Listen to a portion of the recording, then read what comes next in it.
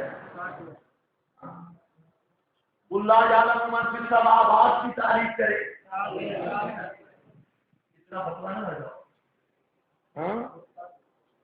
قل انما انا بشر مثلکم کی تعریف کرے.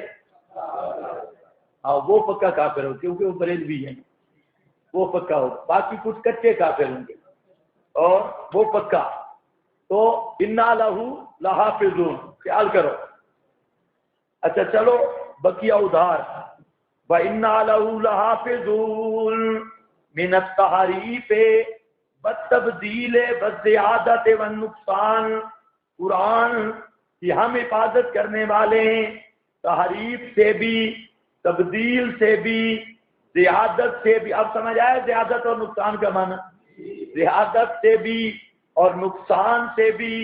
یہ عبارت ہے روح المعانی میں بھی اور سراج منیر میں بھی خطیب کی, اور شیعہ کی اپنی تفسیروں میں بھی. یہ بعد میں انہوں نے بھی جہاں یہ عبارت لکھی جامع وغیرہ میں. اب دیکھو جی وَلَقَدْ أَرْسَلْنَا. اب ذرا بولتے آؤ, سورت چلی کوئی نہیں ہے اور ٹائم بہت ہو گیا اور سورت ختم کرنی ہے. ہاں بھائی انشاءاللہ. وَلَقَدْ أَرْسَلْنَا مِن قَبْلِكَ, البتہ تحقیق بھیجا ہم نے تجھ سے پہلے. فِي شِيَعِ الْأَوَّلِينَ, بیچ اگلی امتوں کے. شیعہ الاولین, شیعہ جمع ہے شیعتن کی, شیعہ الاولین. اور شیعہ کہتے ہیں گروہ اور امت کو. جہاں پر چہاردہ معصوم ایک کتاب ہے, اس میں اس نے لکھا شیعہ نے کہ جہاں قرآن پاک میں شیعہ کا لفظ ہے ہم مراد ہے, ہمارا گروہ مراد ہے.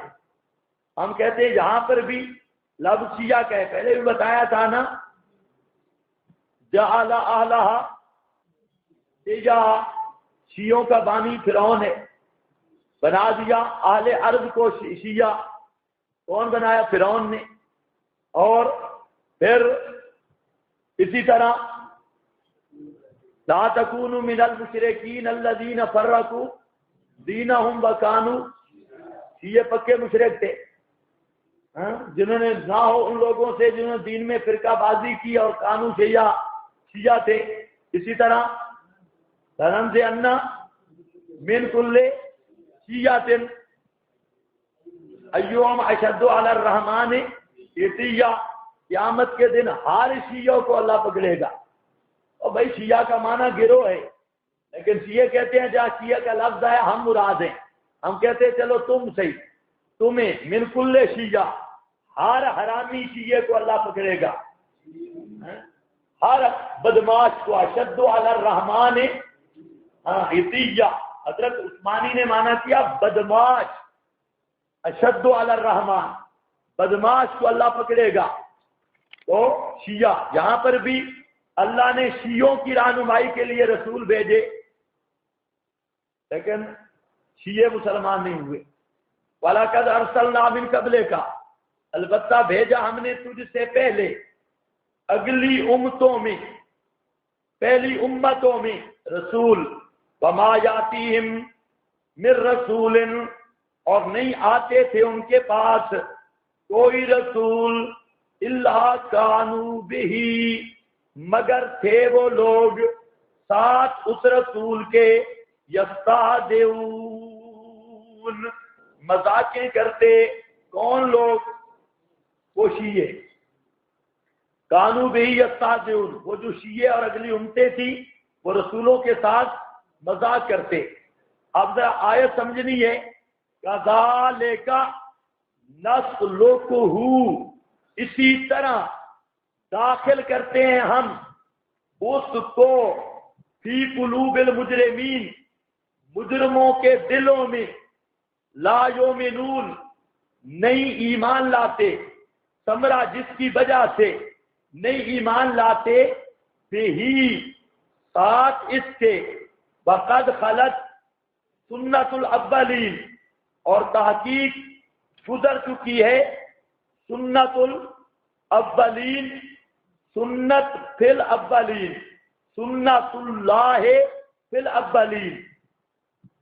اللہ کا طریقہ پہلوں میں، جہاں پر مفسرین نے زبردست بات کی، اور معرکۃ الآراء کہ نسلوں کو ہو ضمیر کا مرجع کیا ہے؟ دو ضمیریں آ رہے ہیں، ایک نسلوں کو ہو اور دوسری ضمیر کیا ہے؟ بھی۔ اس ہی ضمیر کا مرجع کیا ہے؟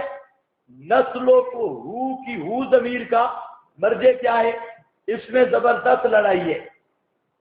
صاحب کشاف وہ کہتا ہے کہ ہو ضمیر کا مرجع بھی قرآن ہے اور بھی ضمیر کا مرجع بھی قرآن ہے۔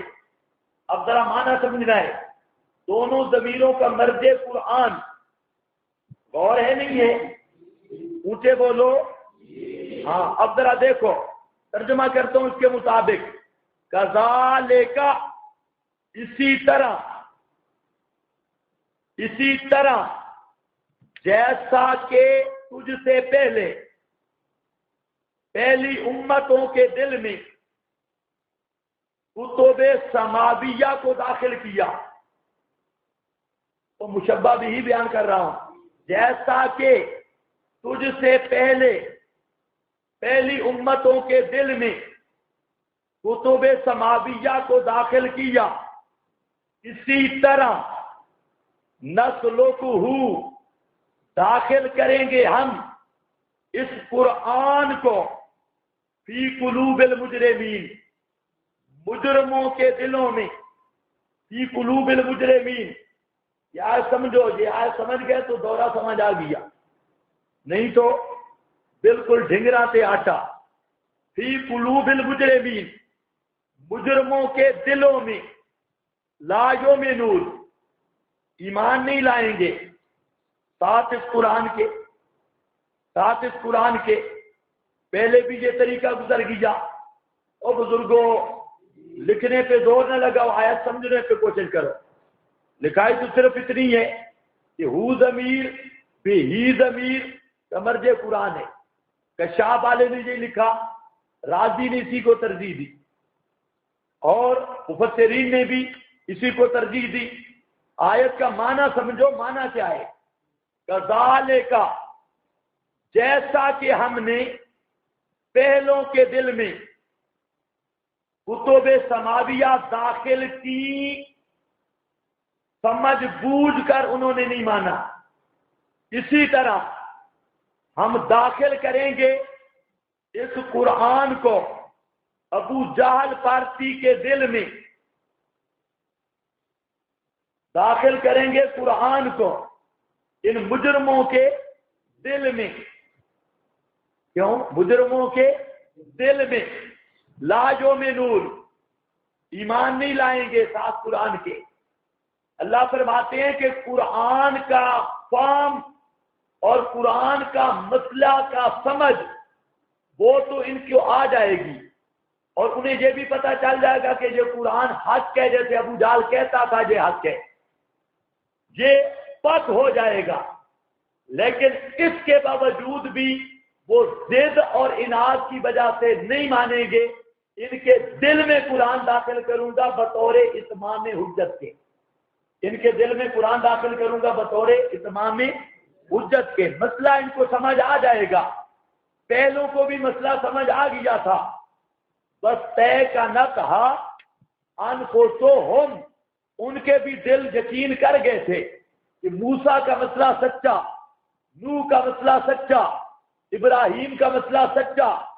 پہلے کے دلوں میں بھی ہم نے یہ ٹھونس دی بات کہ بات نبیوں کی سچی ہے، باقی پہلوں نے بھی نہیں مانا ضد کی وجہ سے، اور ان کے دلوں میں بھی ہم داخل کر کے رہیں گے قرآن، تاکہ اتمام حجت ہو، اور مانیں گے نہیں ضد کی وجہ سے۔ یہ معنی پتہ نہیں آپ کو سمجھ بھی آیا جیسے قرآن دلوں میں داخل کریں گے، داخل کرنے کا مطلب ہے قرآن والا مسئلہ سمجھا دیں گے، اور قرآن کی حقانیت بھی سمجھا دیں گے، یہ قرآن حق ہے، لیکن ماننے کی توفیق نہیں ہوگی۔ پھر سمجھائیں گے کیوں؟ بطور اتمام حجت کے، حجت پورا کرنے کے لیے۔ ہاں بھائی بزرگوں، آپ ترجمہ دیکھو، کذالک، اسی طرح داخل کریں گے ہم کس کو؟ اس قرآن کو فی قلوب مجرموں کے دلوں میں. مراد کفار مکہ یا مشرکین ترنول. لا یؤمنون نہیں ایمان لائیں گے بھی ساتھ اس کے. پھر داخل کیسے کریں گے؟ بھئی سمجھ تو آ جائے گی، مانیں گے نہیں. کیوں نہیں مانیں گے؟ انادن ضد کی وجہ سے. اور پہلے یہ طریقہ گزر چکا ہے، پہلے بھی اللہ تعالیٰ نے کتابوں کی سمجھ دے کر توفیق سلب کر کے مارا ہے، تو ان کا حال بھی یہی ہوگا. یہ تو پہلی تقریر ہے کہ ہو ضمیر کا مرجع بھی کیا ہے؟ قرآن. نسلوں کو ہو، اور بھی ہی ضمیر کا مرجع بھی کیا ہے؟ قرآن. دوسری توجیہ یہ راجے یہی ہے. راضی نے اسی کو ترجیح دی. امام راضی نے جہاں لمبی بات کی، ترجیح سے کو دی آخر پر. نسلوں کو ضمیر کفر کی طرف اور بھی کی ضمیر قرآن کی طرف راجے ہے. اس کو ابن جریر نے اختیار کیا. نسلوں کو ہو کی ضمیر راجے ہے کفر کی طرف، اور بھی کی ضمیر راجے ہے کس کی طرف؟ تو بولو مانا کیا ہوگا؟ جیسے پہلے شیعوں کے دل میں ہم نے کفر داخل کیا تو شیعہ الاولین کذالک، اسی طرح داخل کریں گے ہم اس کفر کو فی قلوب المجرمین، مجرموں کے دلوں میں. لا یؤمنون بہ، لا یؤمنون بالقرآن، نہیں ایمان لائیں گے ساتھ قرآن کے. جس کا نتیجہ یہ ہوگا ہم ان کے دل میں کفر داخل کریں گے، نہیں ایمان لائیں گے قرآن کے ساتھ. اور یہ طریقہ پہلے بھی گزر گیا. یہ تو جی سمجھ آئی آپ کو؟ اس کی کمزوری بھی سمجھ آ رہی ہے. دو کمزوری ہیں. کون سی؟ شاباش جلدی. ایک تو مجرم پہلے بھی کافر تھے، مجرمون سے مراد ہی کافر ہیں، تو کفر پہلے ہی داخل تھا، اور کیا داخل کیا؟ مجرم اور کافر کے دل میں پہلے کفر نہیں تھا. نسلوں کو کفر کی طرف لوٹاؤ تو مطلب ہوگا کافروں کے دل میں ہم نے کفر داخل کیا. تو کافروں کے دل میں تو پہلے بھی کفر تھا. ایک. دوسرا انتشار فی الضمائر، یہ ضمیر کا مرجع اور نسلوں کو ہو کیا مرجع. اور اس وجہ، اور تیسری خرابی کہ جہاں بات کس کی کر رہی ہے؟ ذکر کی. نزلنا الذکر، قرآن کی. نزل علیہ ذکر، قرآن کی. سیاق بھی بتاتا ہے کہ یہاں پہلی توجیہ جو صاحب کشاف نے، راضی نے اختیار کی وہ ٹھیک ہے، ابن جریر والی یہ کمزور ہے. قرطبی نے جہاں پر ہو ضمیر کا مرجع بنائے استہزاء کو، استہزاء یستہزئون کی مصدر استہزاء، یہ نسلوں کو ہو کی ضمیر کا مرجع بنایا. اور مانا یہ کہ اسی طرح ہم داخل کریں گے استہزاء کو مجرموں کے دلوں میں. لا یؤمنون بہ، وہ نہیں ایمان لائیں گے ذکر کے ساتھ، قرآن کے ساتھ. کتنے مرجع بتا دیے؟ 3. لیکن راجے کیا ہے؟ پہلا. اب چلو وقد خلت سنت الاولین، تاکہ گزر گئی. سنت اللہ ہوتا ہے سنت کی اضافت الاولین کی طرف ادنا ملابست کی وجہ سے، ادنا تعلق کی وجہ سے ہے. جیسے مفعول ما لم یسمى تو پڑھتے ہو کہ نہیں پڑھتے؟ وہاں ادنا ملابست ہے. سنت الاولین ولو فتحنا علیہم بابا من السماء، یہ شکوہ کے متعلق ہے اور مشرکین کی ضد کا بیان ہے. لا یؤمنون بہ، یہ مانیں گے کیوں نہیں؟ فرمایا یہ ضدی بھی ہے، اڑیل بھی ہے. اگر ہم کھول دیں اوپر ان کے حاشیے پر کیا لکھا ہے بزرگوں؟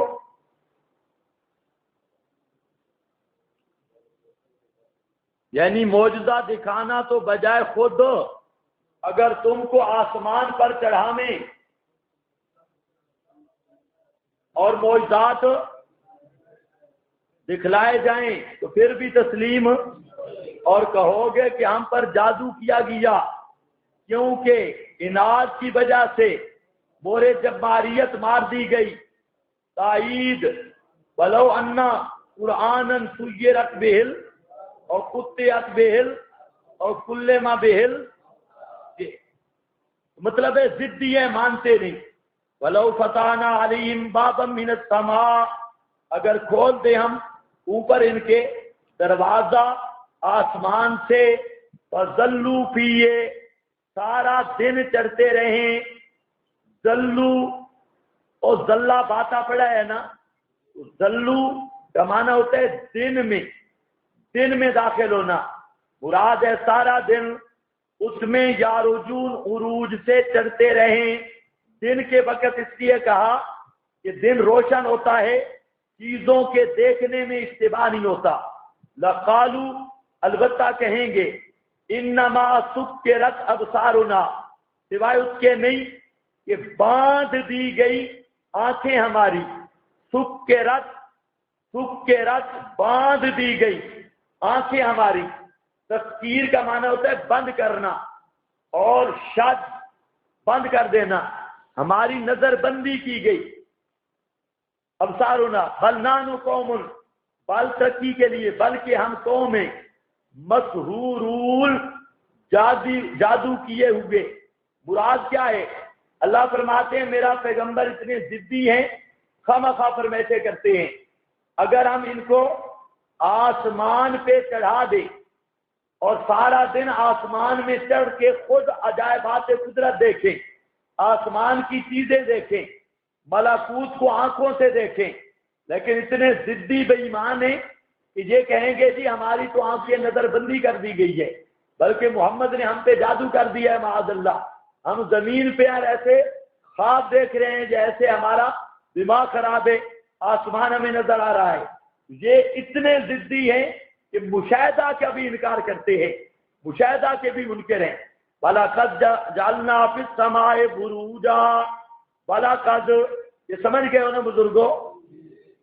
وَلَقَدْ، البتہ تحقیق، جَعَلْنَا فِي السَّمَاء، پیدا کیا ہم نے آسمان میں، بُرُوجًا وَزِینَتَهَا لِلنَّاظِرِينَ، بروج اور زینت، زیناها، مزین کیا ہم نے، یعنی زینت واسطے ناظرین کے، دیکھنے والوں کے، زیناها، زینت دی ہم نے اس آسمان کو واسطے دیکھنے والوں کے، وحفظناها، اور محفوظ کیا ہم نے اس آسمان کو، من کل شیطان، ہر شیطان سے، رجیم، راندہ درگاہ سے، الا من استرق السماء، سما بمعنی مسموع، مگر وہ جو چوری کرے سنی ہوئی بات، فاتبعہ، بس پیچھا کرتا ہے اس کے، شہاب مبین، شہاب واضح، والارض، اور زمین کو، مددناہا، بچھایا ہم نے زمین کو، اور ٹھونس دیے، پیا اس میں، رواسیہ، مضبوط پہاڑ، فانبتنا فیہا من کل شیء، اور اگایا ہم نے بیچ اس زمین کے ہر چیز سے، موزون، اندازے سے، اور رکھے ہم نے واسطے تمہارے نفع کے، فیہا، اس زمین میں، معاشا، روزیاں، ومن، اور ان کی بھی، لستم لہو، نہیں ہو تم ان کے لیے، برازقین، رزق دینے والے، فَإِن مِّن شَيْءٍ إِلَّا عِندَنَا خَزَائِنُهُ، اور نہیں کوئی چیز مگر ہمارے پاس ہے خزانے اس کے، وَمَا نُنَزِّلُهُ، اور نہیں اتارتے ہم اس کو، إِلَّا بِقَدَرٍ معلوم، مگر ساتھ مقرر معین اندازے کے۔ اب دیکھو، وَلَقَدْ جَعَلْنَا فِي السَّمَاءِ بُرُوجًا، بروج سے کیا مراد ہے دوستو بزرگوں؟ بروج کے تین مطلب ہے۔ ایک مطلب بروج کا لغوی ہے، بمعنی ظہور، بروج کا لغوی معنی ہے الظہور، ظاہر ہونا، جیسے قرآن میں لا تبرجنا، ظہور اختیار نہ کرو پہلی جہلیت کے ظہور کی طرف، طرح. تبرج المرأۃ عربی بولتے ہیں عورت ہار سنگار سمیت ظاہر ہو گئی. یا تبرج الخطیب، خطیب ہاتھ تک تام سمیت ظاہر ہو گیا. تبرج الخطیب، تبرجت المرأۃ. اور لغت میں اس کا معنی کیا ہے؟ بروج کا، بولو اونچے بولو نہیں تو انشاءاللہ 3:30 پونے 4. ویسے بھی ہم حنفی ہیں، حنفیوں کی نماز ظہر کا بڑا کھلا ٹائم ہے، پکے حنفی ہیں. اگر بول پڑو تو اب چل پڑے گا قرآن. بہت وقت ہو گیا، اب تشریح کم کرتے ہیں. 11:15 ہو گئے. ہاں بھائی توبہ، ابھی تو 15 آیتیں بھی نہیں ہوئی، 16. چلو بہرحال چلتے ہیں لیکن بولتے ہو، مہربانی آپ کی. ہاں پتہ چلے تعزیت پہ نہیں آئے، قرآن پڑھنے آئے. عروجن، عروج کا لغت میں معنی کیا ہے؟ ظہور. دوسرا اس کا معنی ہے علم حیات والوں کے نزدیک. علم حیات وہ صرف ہے. علم حیات والے کہتے ہیں کہ ان بروج سے مراد سورج اور چاند کے راستے ہیں. پھر وہ فلسفی ان میں لگے رہتے ہیں، سور وہ بیل کی طرح ہے، فلانا فلانا. یہ 12 برج ہیں، 12 راستے. آپ کبھی سورج کو دیکھیں، سردیوں میں ایک طرف ہٹتا جاتا ہے، پھر گرمیوں میں دوسری طرف ہٹتا آتا ہے. یہ 3 مہینے آتا جاتا ہے پورے، اس کو لگ جاتے ہیں، پھر سیدھا سر پہ ہوتا ہے. یہ جو سورج کی اس طرح سمجھو، سورج کے جو روٹ ہے نا، روٹ بزرگوں، سورج کے روٹ ان کا نام ہے بروج. اور سورج کے روٹ سڑکیں 12 ہیں، 12 راستے ہیں. وہ چونکہ واضح ہیں، ظاہر ہیں، تو علم حیات والوں کے نزدیک جہاں بروج سے مراد وہ خاص راستے ہیں سورج کے، اور اس کے پھر وہ نام لکھتے ہیں، سرطان تے سور تے فلانا، اقرب تے فلانا تے فلانا. یہ وہ پورے 12 پڑھے ہیں نا کسی بزرگ نے؟ کس نے پڑھے؟ ایسے جی. اب خطرہ پائے گیا کہ سنی نہ لینا، سنتا نہیں ہے. ہاں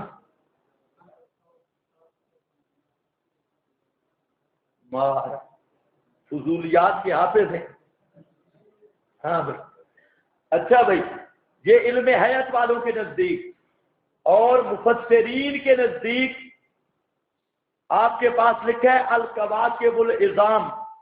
عروج سے مراد ہیں بڑے بڑے ستارے، بڑے بڑے ستارے. وہ بڑے ستارے چونکہ بالکل ظاہر ہوتے ہیں. یہاں بروج کے کتنے مطلب میں نے عرض کیے؟ 3. ایک عندہ اہل اللغہ، اہل لغت کے نزدیک ظہور، وضو. اور اہل حیات کے نزدیک یہ مخصوص 12 برج اور 12 راستے سورج کے. اور اہل تفسیر کے نزدیک الکواکب العظام. اہل تفسیر حیات والے رازی نے بھی لکھے اور بھی لکھتے ہیں. بہرحال بروجن مراد بڑے بڑے ستارے. وَزَيَّنَّاهَا، اور رونق دی ہم نے اس کو. کس کو؟ آسمان. لیکن کس آسمان کو؟ آسمان دنیا کو. دلیل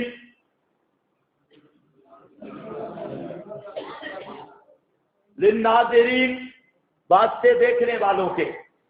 وَحَفِظْنَاهَا، یہ فلسفی عجیب گدے ہیں، کہتے ہیں آسمان 8 ہیں.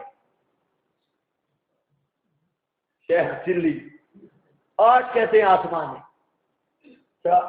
کیوں کہتے ہیں 8 آسمان؟ اس لیے کہ 7 تو ہو گئے نا نیچے، ایک کرسی بھی ہے نا، کرسی، ہاں وہ بھی آسمان.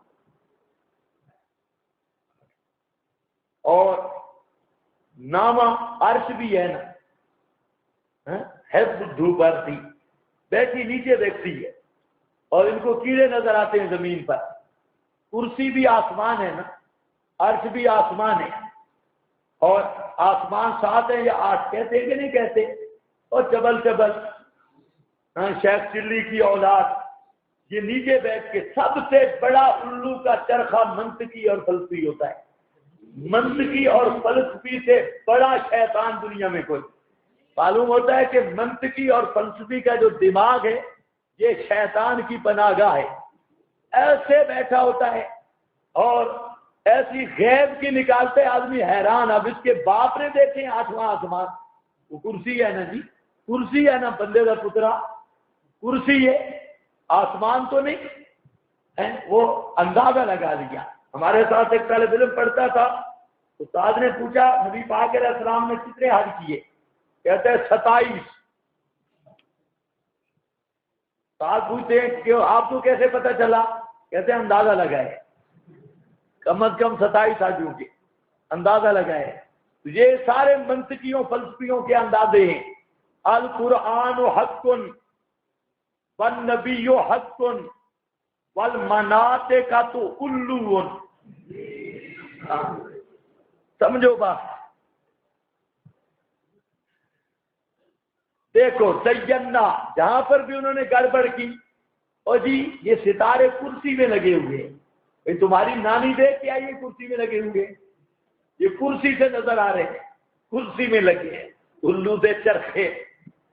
قرآن کہتے ہیں زینا السماء الدنیا بمصابیح، ہم نے آسمان دنیا کو رونق بخشی چراغوں کے ساتھ۔ اور یہ منطقی چرخا کہتے ہیں او اوپر لگے، یہ فاصلہ بھی ناپے ہوئے اوپر۔ تو سمجھ گئے یا نہیں سمجھ گئے؟ للناظرین وحفظناها من کل شیطان الرجیم، اور حکمت اور حفاظت کی ہم نے آسمان کی، من کل شیطان الرجیم، ہر شیطان رجیم دھتکارا ہوا، راندہ درگاہ سے۔ رجیم عرب کہتے ہیں حقیر اور ذلیل چیز کو، جو بالکل حقیر و ذلیل ہو۔ رجیم الا من استرک السمع، مگر وہ جو سن لے بات کو اور پیچھے لگتا ہے اس کے شہاب مبین، شہاب مبین۔ دوسرے مقام پہ شہاب ثاقب۔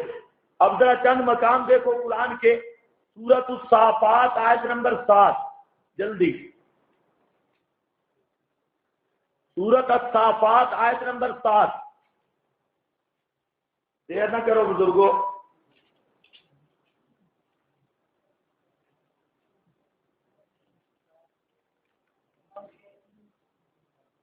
حفظا من کل شیطان مارد بشارا انا زینا السماء الدنیا بزینۃ الکواکب۔ اب سمجھ آ گئی ہے؟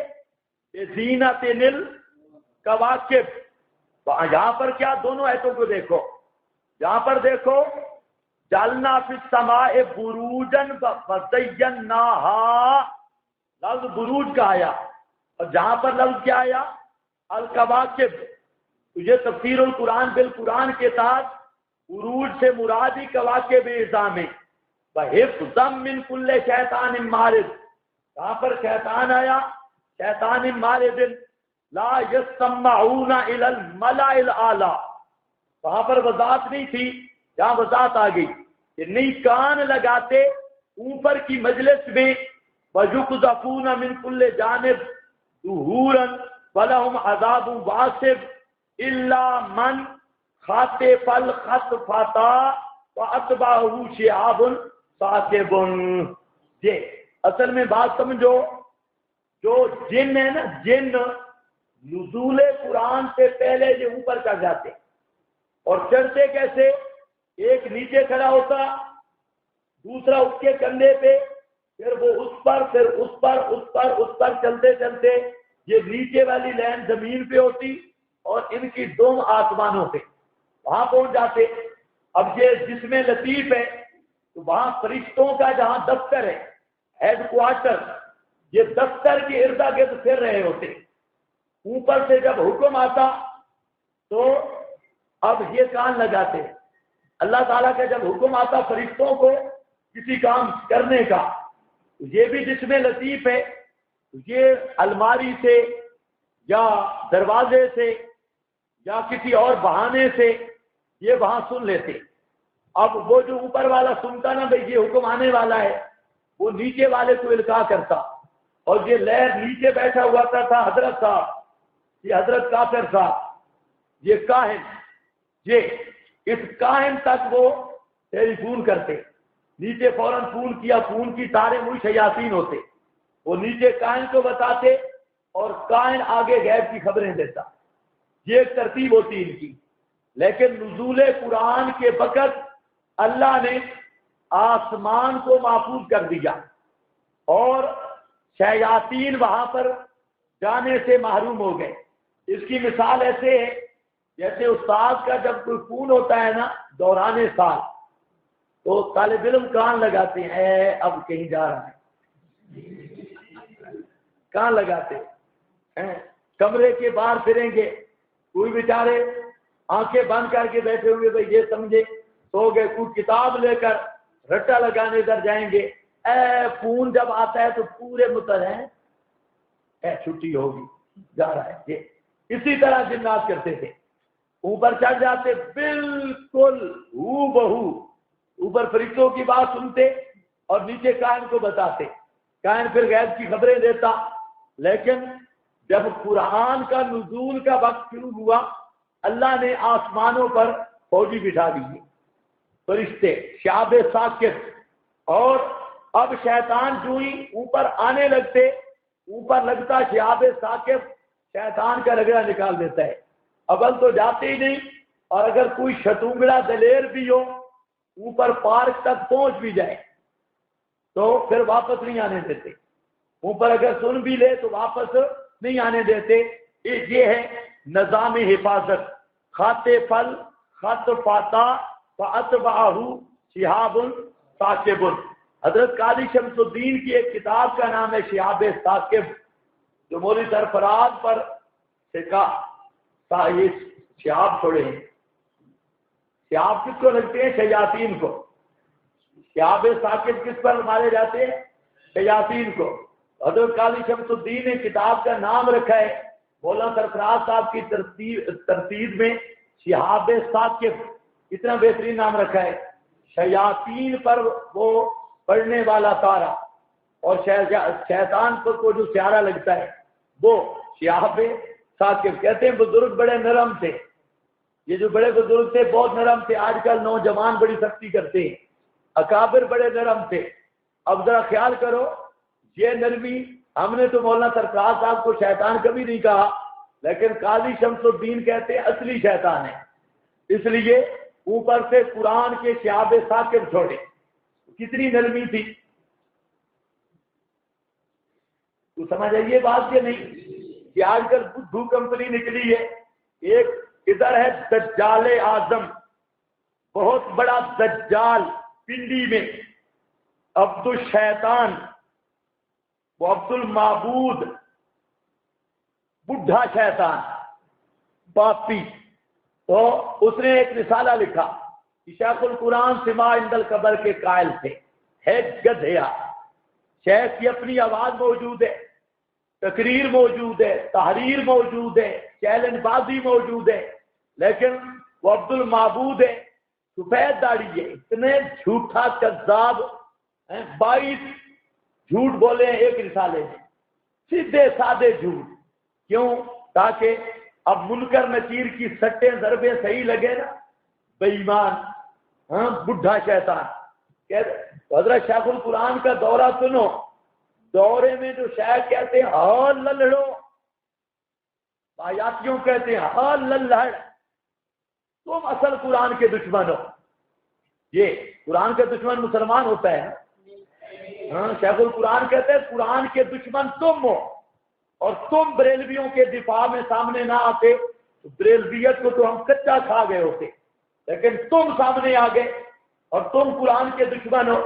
اور صاحب کہتے ہیں نبی پاک علیہ السلام قبر پہ کوئی نہیں سنتے، اور ساتھ کہتے ہیں درخواستی کو لکھو، سارے علموں کہتے ہیں مولوی عبداللہ درخواستی کو لکھو کہ وہ من صلی اللہ علیہ عندہ قبری کی کوئی صحیح سند ہے پیش کرے عبداللہ درخواستی، اور تعلیم القرآن کا ایڈریس نہ لکھنا، کسی دکان کا لکھنا، تاکہ میں دیکھوں کون سی سند صحیح ہے۔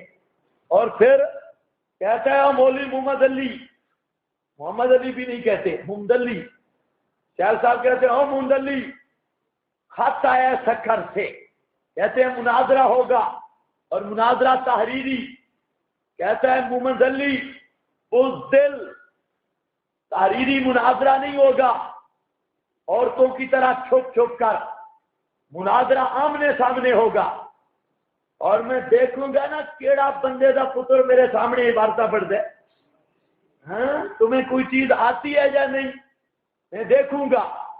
اور کہتا ہے کہ اب میں تمہارے سارے گند کھولوں گا، تم بھی جو مرضی مسئلہ رکھو، عذاب قبر پہ جاؤ، عذاب قبر پہ مناظرہ ہوگا، سما اندل قبر پہ ہو، سما اندل قبر پہ کریں گے، اور آگے شہد کے لفظ دیں، تم جس موضوع پہ مرضی ہے مناظرہ کرو، اور میں بھی تمہارا پورا گند کھولوں گا، تمہارا عرض اعمال کا نظریہ، استغفار والا نظریہ، سارے گند کھولوں گا۔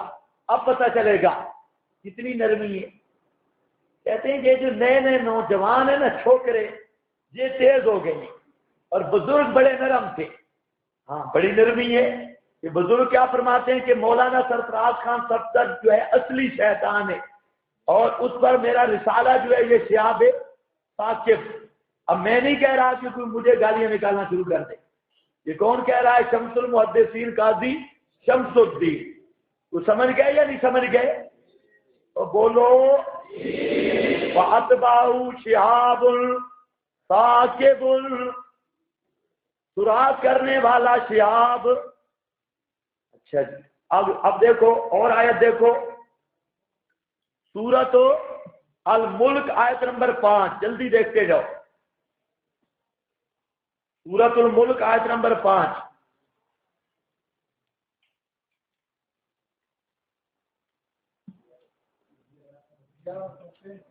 گیارہ سو 33، میرے پاس 823۔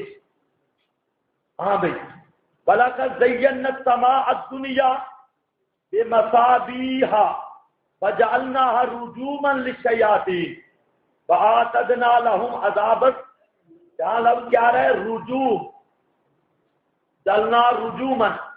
اور اسی طرح سورہ جن آیت نمبر 9، سورۃ الجن آیت نمبر 9، جلدی جلدی،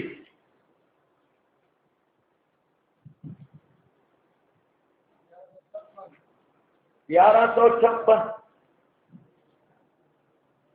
بس یہاں پر بھی مضمون ہوئی ہے۔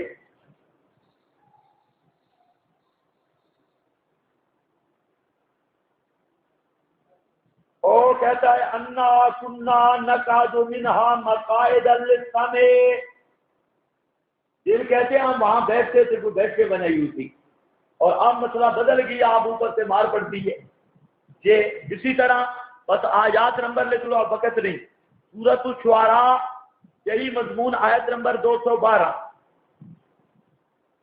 سورۃ الحجر آیت نمبر 18، الصافات ہو گیا، الطور آیت 38، سورہ صاد آیت نمبر 10 اور آیت نمبر 11، یہی مضمون ہے۔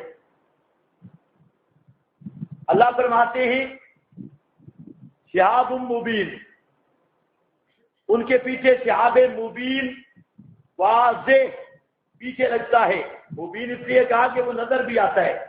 والارض مددناها، اور زمین کو بچھایا ہم نے اس زمین کو، والقینا فیہا، یہ بار بار پڑا ہوا ہے، وانبتنا فیہا من کل شیء موزون، البتہ یہ نیا لفظ آیا ہے، انبتنا فیہا، اگایا ہم نے اس زمین کے اندر، من کل شیء موزون، ہر چیز موزون۔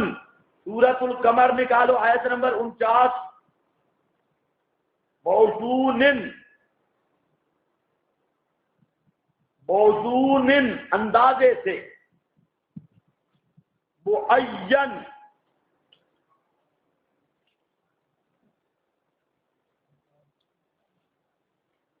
سورۃ القمر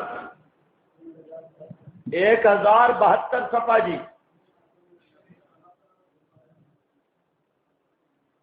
ہاں بھائی، جہاں پر دیکھو انا کل شیء خلقناہ بے، یہ کیوں نکلوایا میں نے صفحہ؟ موزون کا معنی بتانے کے لیے. بے قدر، بے قدر، موزون، بے قدر یعنی معین، مناسب، صحیح اندازہ. موزون وجعلنا لکم فیہا، مطلب کیا ہے؟ جتنی چیزوں کی ضرورت تھی نا قیامت تک، اللہ نے پہلے دن زمین میں رکھ دی.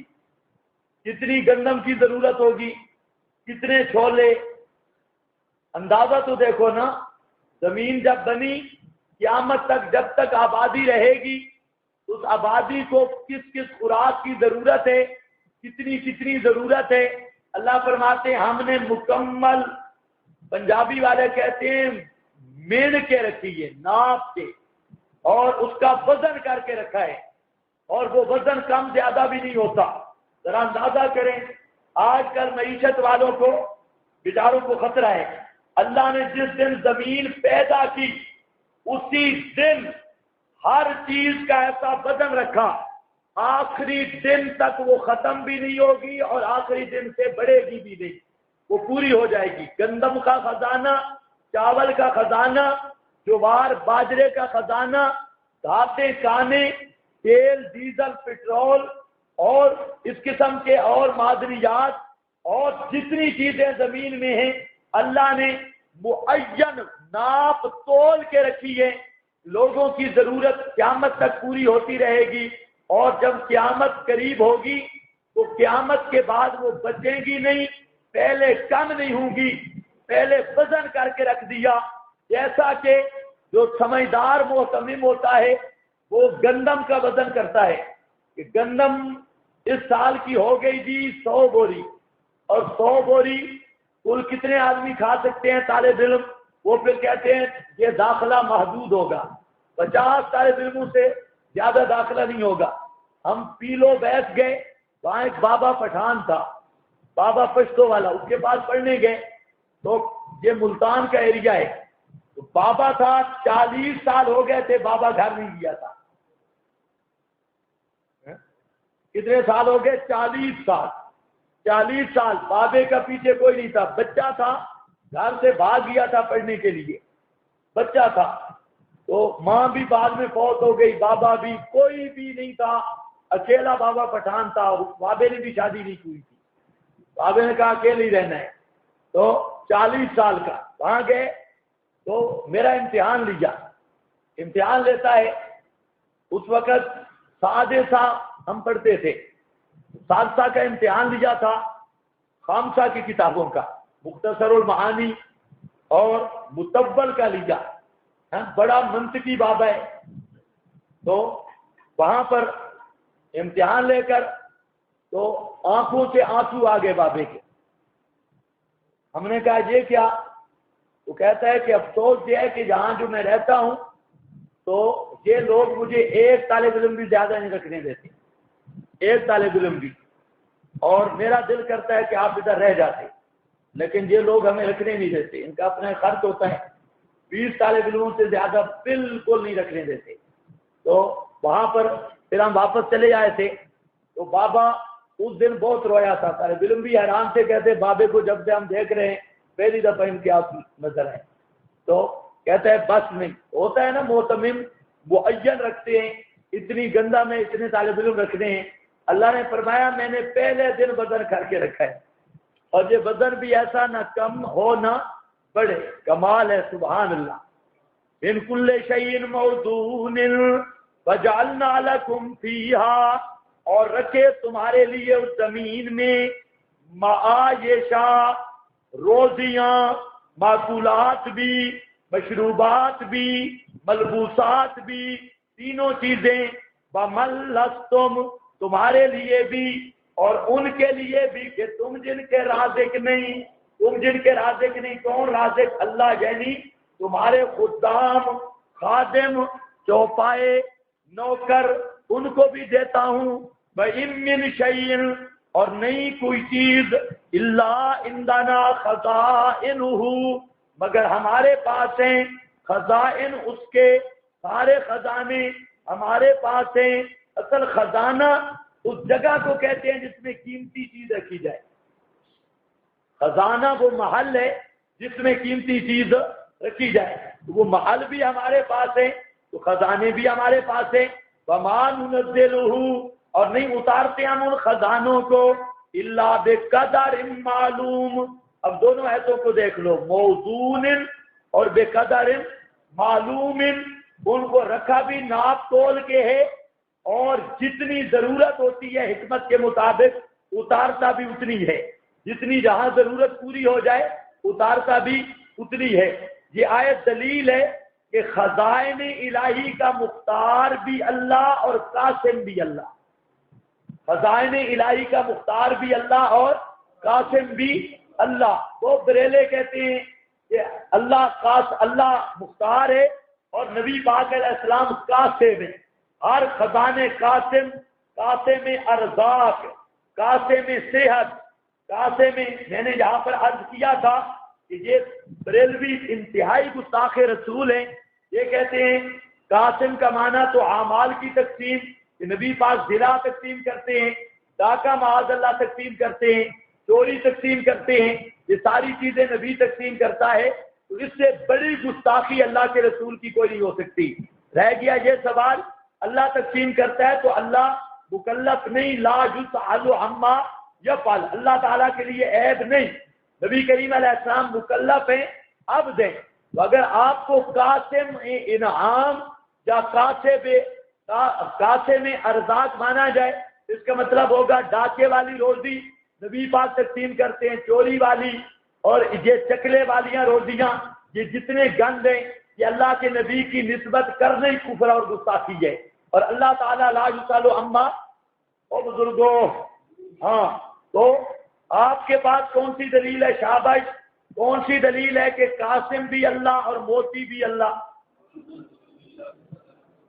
ما ننزلہ الا بے، یہ ہے قاسم کا مفہوم۔ اور حدیث میں بھی ہے ان اللہ قسم بینکم ارزاقکم، اور اس طرح نحن قسمنا بینہم معیشتہم، نحن قسمنا بینہم معیشتہم۔ یاد رکھ لو مسئلہ، موتی بھی اللہ اور قاسم بھی، اور انما انا قاسم، قاسم العلم بالفقہ بالقرآن۔ وہاں پر جو آپ قاسم ہیں، آپ کون ہیں؟ قاسم قرآن ہے، یعلمہم الکتاب بالحکمہ فارسلنا الریاح، اور بھیجتے ہیں ہم ہواؤں کو لواقحہ، سبحان اللہ۔ قرآن کا ایک ایک لفظ عجیب ہے۔ اللہ فرماتے ہیں بھیجتے ہیں ہم ریاح کو، ہواؤں کو، لواقحہ۔ اب یہ ایسا لفظ بولا نا، اس کے کئی مصداق بن سکتے ہیں اور سارے مراد ہیں۔ لواقحہ کا ایک معنی لکھا ہے رس بھری، عمل تلقی پہلے پڑھ چکے ہیں۔ عمل تلقی کہتے ہیں نر اور مادے کا ملاپ۔ عمل تلقی کس کو کہتے ہیں؟ نر اور مادے کا ملاپ۔ جب نر مادے کے ساتھ ملتا ہے اس کو کہتے ہیں یہ عمل تلقی۔ اسی سے کیا ہے؟ لواقح۔ اب معنی تجھے بنے گا ہوائیں حاملہ، جن کے ساتھ عمل تلقی ہو چکا ہے۔ تو حاملہ ہوائیں کیا ہے؟ ہواؤں کا حمل کس کا ہوتا ہے؟ وہ پانی کا۔ رس بھری ہوائیں، عبد القادر کا ترجمہ ہے رس بھری ہوائیں، یعنی پانی اٹھانے والی لواقحہ ایک، اور دوسرا لواقحہ تلقی کرنے والی، خود پانی اٹھاتی ہے اور یہ پانی درختوں، باغوں میں ڈال کے درختوں کو بھی عمل تلقی ہو جاتا ہے۔ با کو بھی عمل تلقی ہوتا ہے ایک. دوسرا ہم نے پڑھا زوجین اثنین پر کہ ہر چیز کے الذکر والانثی جوڑے جوڑے، یہ بھی مفسرین نے مانا کیا. تو اب مذکر اور مؤنث تو ان کے اندر عمل تلقی ہوتا ہے بذریعہ ہوا کے، مکھیوں کے اور ہوا کے. تو اللہ پاک کے ہاں اس کو بھی شامل ہے کہ ہوا کے ذریعے نر کے جراثیم مادہ کی طرف منتقل ہوتے ہیں. تو لواقیہ کے کتنے معنی ہیں؟ 2 بلکہ 3. کیا ایک رواسیہ کا مطلب خود رس بھری یعنی پانی سے حاملہ، دوسرا پھلوں پھولوں کو رس بھرنے والی جیسا قط تلقی کا عمل تلقین، اور تیسرا کہ نر اور مادہ کے جراثیم کو منتقل کرنے والی نر کے جراثیم مادہ میں یہ عمل تلقی کا ذریعہ. فَأَنبَتْنَا فِيهَا مِن كُلِّ شَيْءٍ ہو گیا. پھر کدھر چلے گئے؟ فَأَنزَلْنَا مِنَ السَّمَاءِ پس اتارا ہم نے آسمان سے ماءً پانی. یہ ماءً خاص قسم کا پانی، ماءً طہورا پاک پانی. بس پلاتے ہیں ہم تم کو وہ پانی. وَأَنْتُمْ مَا أَنْتُمْ لَهُ اور نہیں ہو تم بات سے اس پانی کے. یہ انتم جن سے مخلوقات کو خطاب ہے. بخازنین جمع کرنے والے. سورۃ المومنون آیت 18. جلدی ذرا. ما انتم لہو بخازنین نہیں ہو تم اس پانی کو جمع کرنے والے.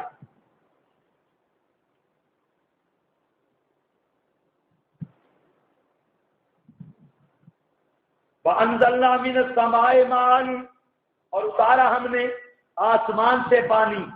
بے قدر سات اندازے کی جتنی ضرورت تھی. فَأَسْكَنَّاهُ فِي الْأَرْضِ ہم نے ٹھہرایا اس پانی کو زمین میں. وَإِنَّا عَلَىٰ ذِهَابٍ بِهِ لَقَادِرُونَ ہم اس کے لے جانے پر بھی قادر ہیں. فَأَنشَأْنَا لَكُمْ بِهِ جَنَّاتٍ مِّن نَخِيلٍ إِلَىٰ آخِرِهِ. یہاں قرآن نے کیا بتایا؟ انزلنا من السماء ماء فاسقناه. جہاں پر کیا فرمایا؟ وما انتم له خازنین. اب بات سمجھو، بڑا عام مسئلہ ہے اور پورا باب ہے. اللہ فرماتے ہیں آسمان سے ہم پانی اتارتے ہیں اور پانی بھی بڑی ترتیب کے ساتھ. اچھا آپ سوچو اگر آسمان سے یہ قطروں کی صورت میں پانی نہ آتا اور یکدم جیسے کسی چیز کو توڑ دیا جائے برتن کو اور کٹھا پانی آتا تو کوئی چیز رہتی؟ اللہ نے پہلا تو یہ ترتیب رکھی کہ ایک ایک قطرہ آتا ہے. قطرہ قطرہ اگر کٹھا آسمان پھٹ جاتا اور کٹھا پانی آ جاتا جیسے مشک کا منہ کھل جاتا ہے تو آپ سب کو گوٹے دے دے کر یہاں پر ٹیلوں پہ بھرتے. لیکن وہاں پر پانی آتا ہے بڑی ترتیب کے ساتھ ایک ایک قطرے کے ساتھ. ایک دوسرا جب بارشیں زیادہ ہو جائے سیلاب آ جاتے ہیں. اللہ فرماتے ہیں تمہارے پاس تو پانی سنبھالنے کی جگہ بھی کوئی نہیں. تم سارے مل جاؤ میرے اتارے ہوئے پانی کو سنبھال نہیں سکتے نہ کہیں تم جمع کر سکتے ہو. یہ میری مہربانی ہے. اتارتا بھی ہوں ساتھ اندازے کے اور تمہیں سنبھال کے بھی دیا. سنبھال کے کیسے دیا؟ ہمیں اس ایریے میں آ کے پتہ چلا. ہمیں نہیں پتا تھا اس بات کا. یہ اب مجھے سمجھ آئی 2-3 سال ہوئے. ادھر میں آیا پتہ چلا کیونکہ ہمارے ایریا میں تو پانی بہت عام ہے. زبردست پانی عام پانی ہے اور تقریباً 17 فٹ کے نیچے پانی ہے. 17 فٹ. ہمارے ہاں اگر نلکا لگانا ہو وہاں مشینیں سے کوئی نہیں ہوتی. لوہار آتا ہے صبح کے ٹائم ہاتھ کے ساتھ گور کر کے چلا جاتا ہے 1.5-2 گھنٹے میں. اور بہت میٹھا پانی زبردست پانی.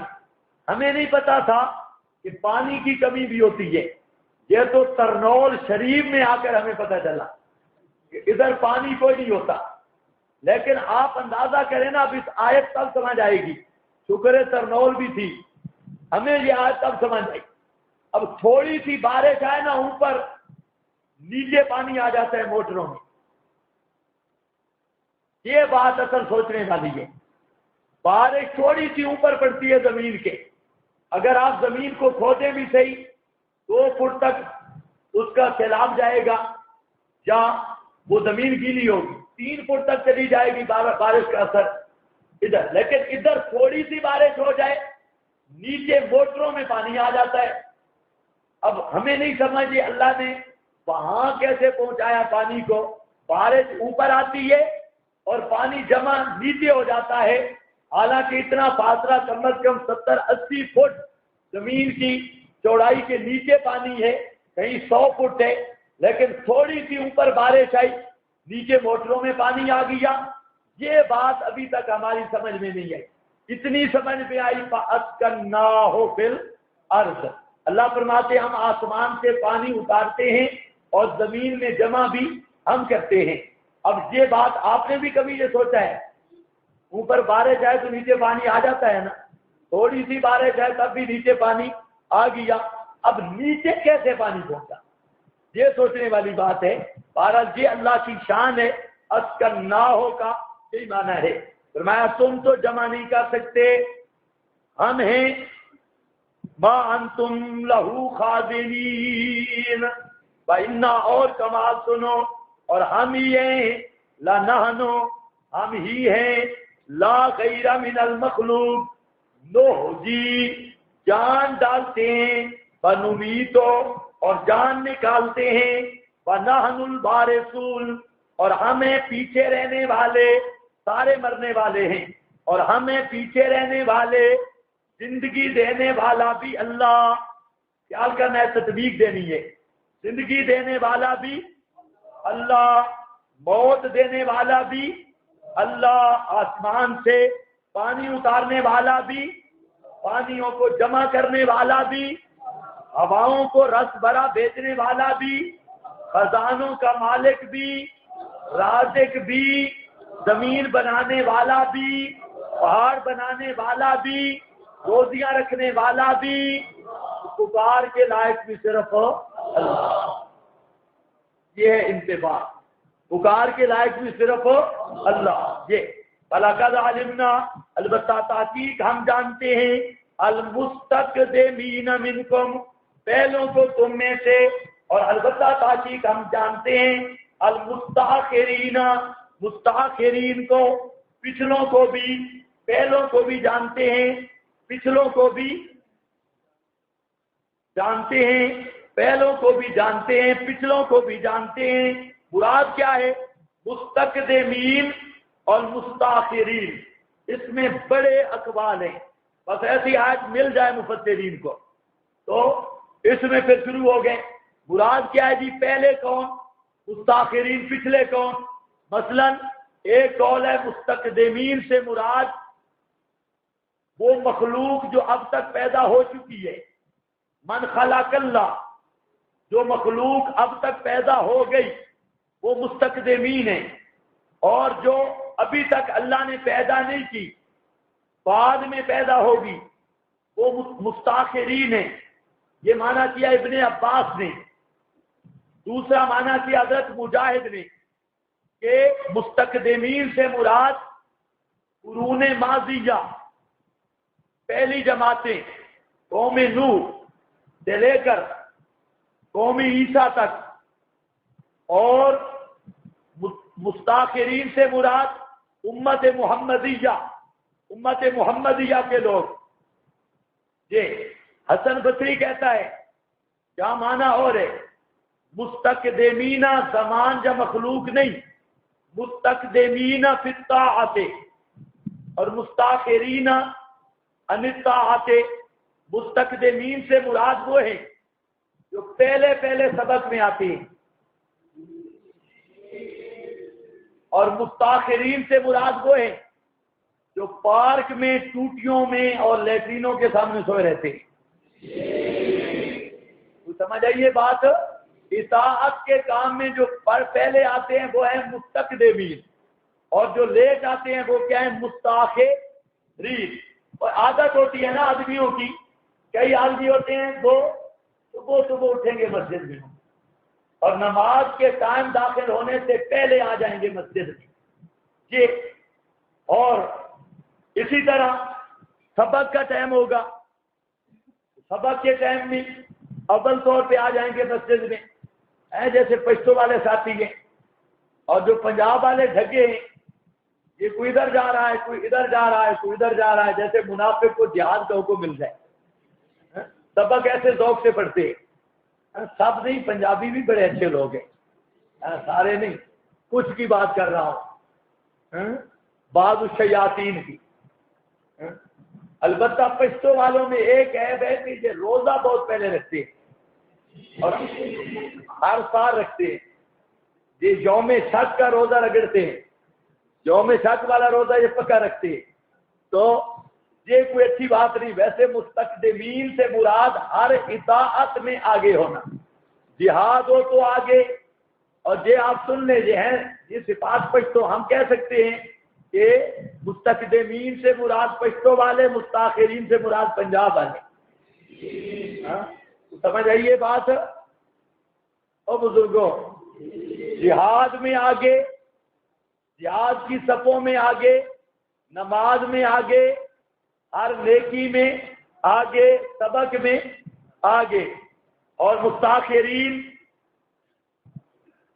پنجابی بھی بعض چیزوں میں آگے ہیں، بے ایمانی میں آگے، منافقت میں آگے، سستی میں آگے۔ پنجابی بھی ماشاءاللہ مستقدمین میں آ جائیں گے، بعض چیزوں میں یہ بھی بہت آگے ہیں۔ ہاں اچھا بھائی، اور کتنے معنی کر دیے؟ 3۔ چوتھا معنی اسی سے ملتا جلتا ہے، مسلین اولا وقت اور مسلین آخر وقت۔ کتنے معنی ہو گئے؟ 4۔ لیکن اب جو معنی کر رہا ہوں یہ راجح ہے، ابن جریر رحمہ اللہ نے اس کو ترجیح دی، دوسرے بھی محققین نے اس کو ترجیح دی، لیکن میری طرف توجہ کریں گے معنی سمجھ آئے گا۔ مستقدمین، مستاخرین، اللہ فرماتے ہیں میں جانتا ہوں جن کی موت پہلے مقرر ہے، جو پہلے مرنے والے ہیں، اور جو ان کے بعد مرنے والے ہیں۔ مستقدمین سے تقدم فی الموت مراد ہے، اور مستاخرین سے تاخر فی الموت مراد ہے، اور مراد یہ ہے کہ لوگوں کی عمریں بھی میں جانتا ہوں، اور بھی چیزیں میں جانتا ہوں، لوگوں کی عمریں بھی میں جانتا ہوں، کس نے کب مرنا ہے، اس نے پہلے مرنا ہے یا بعد میں مرنا ہے، یہ پوری ترتیب اعمار الناس، لوگوں کی عمریں، یہ میں جانتا ہوں۔ تو مستقدمین فی الموت، مستقدمین فی مستاخرین فی الموت، دونوں کے ساتھ لگے گا، کس کی موت مقدم ہے اور کس کی موت مؤخر ہے۔ اب جہاں بیٹھے نا ہم میں سے کوئی پہلے مرے گا اور کوئی آخر میں مرے گا، لیکن پتہ ہے پہلے کون مرے گا؟ جو نہیں بولے گا۔ ہاں دیکھو، مستقدمین، مستاخرین، یہ دوستوں بزرگ کو سمجھ آ گئی؟ اسی کی دوسری تعبیر اسی توجیہ کی، مستقدمین سے مراد اموات اور مستاخرین سے مراد احیاء، جو مر چکے ہیں وہ متقدمین ہیں، مستقدمین، اور جو اب زندہ ہیں یہ مستاخرین۔ اب ان میں موت کس کی آگے آئے گی کس کی پیچھے، اس کو جاننے والا بھی اللہ، روزیاں جو اللہ دیتا ہے اوپر۔ اب دیکھ لو، اب یہ آخری معنی دین میں رکھ کے معنی کرو، انا لنحن نحیی ونمیت۔ او بزرگو، اب آخری معنی لگے گا، بے شک ہم یہ جان ڈالتے ہیں، نمیتو جان نکالتے ہیں، اور ہم یہ پیچھے رہنے والے، باقی سب مر جائیں گے۔ کون آگے مرے گا، کون پیچھے مرے گا، وَلَقَدْ عَلِمْنَا، اس بات کو بھی ہم جانتے ہیں۔ پتہ نہیں اللہ کرے سمجھ آ گئی ہو۔ اچھا، یہ دلیل کا دوسرا حصہ ہے، مطلب یہ ہے عالم ما کان بھی ہم میں، ما یکون بھی ہم میں، اوپر قدرت کا بیان تھا اور یہ علم کا بیان ہے۔ مستقدمین منکم وَلَقَدْ عَلِمْنَا الْمُسْتَأْخِرِينَ۔ اب دیکھو، اِنَّ رَبَّكَ وَهُوَ يَحْشُرُهُمْ، بے شک رب تیرا ان کو جمع کرے گا، انہو حکیم علیم، بے شک وہ حکمت والا علیم جاننے والا ہے. وَلَقَدْ خَلَقْنَا الْإِنسَانَ. اب مسئلہ بالکل آسان ہے. اب مہربانی یہ کرتے ہو بولتے ہو پھر آگے چلتے ہو. وَلَقَدْ خَلَقْنَا الْإِنسَانَ.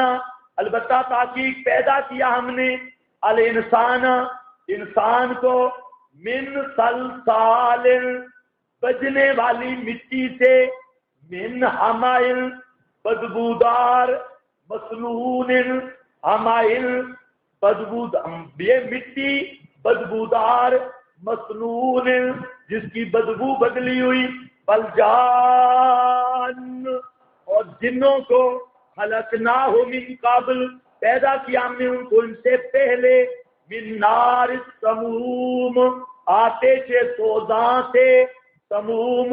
وَإِذْ قَالَ رَبُّكَ. اب ایک بات سمجھنی ہے. وَلَقَدْ خَلَقْنَا الْإِنسَانَ. البتہ تحقیق پیدا کیا ہم نے انسان کو. انسان سے مراد اصل اول یعنی حضرت آدم من صلصال من صلصال. ایک تمہیز سمجھو پھر ایک اشکال ہے. مٹی کے کئی نام ہیں. نمبر 1 تراب, نمبر 2 تین, نمبر 4 حما, نمبر 5 مسنون, نمبر 6 فخار.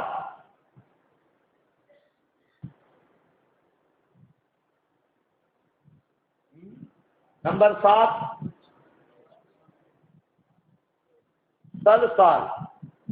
سلسال.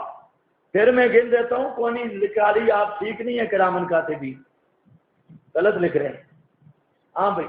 نمبر 1 تراب, نمبر 2 تین, نمبر 3 ہما, نمبر 4 مسنون اور نمبر 5 فخار اور نمبر 6 سلسال. کتنے بنے؟ 6. 5 ہے 6 ہے. کرامن کاتبین آپ کے یہ جو انسی ہیں یہ ٹھیک نہیں. ہاں بھائی. اچھا چلو سمجھا دیتا ہوں. مٹی جو ہے بھگونے سے پہلے اس کو تراب کہتے ہیں. پانی لگنے سے پہلے کیا ہے؟ تراب. پانی لگنے کے بعد تین اور کچھ عرصہ پانی میں رہے اور جب سیاہ ہو جائے تو اس کا نام ہے ہما. کبھی دیکھتے ہیں وہ جہاں نلکے ہوتے ہیں نا, نلکے اینٹیں نکالو جہاں جہاں پیٹر ہوتے ہیں نیچے تو مٹی کالی ہو جاتی ہے. کچھ عرصہ اگر پانی کھڑا رہے مٹی کالی تو اس کا نام ہوتا ہے ہما. اور پھر اور زیادہ عرصہ رہ جائے تو اس میں بدبو پیدا ہو جاتی ہے. بدبو جب بدبو پیدا ہو جائے مٹی میں تو اس کا نام ہے مسنون. اور خشک کر دی جائے اور خشک کرنے سے یہ اس طرح آواز ہے تو وہ ہے سلسال. سلسال بجنے والی مٹی. اور آگ پر پکائی جائے اور پھر آگ پر پکنے کے بعد جو اس سے آواز آئے تو وہ ہے فخار. فخار. یہ بات سمجھ گئے میری بات؟ کتنی چیزیں ہیں؟ شاباش جلدی بولو, میں اسکال آپ کرتا ہوں اور جواب دیتا ہوں. کتنی چیزیں؟ 6. 1 تراب. تراب کس مٹی کو کہتے ہیں؟ پانی سے بھگونے سے پہلے. نمبر 2 تین. پانی میں بھگو دی تو اس کا نام کیا بن گیا؟ تین.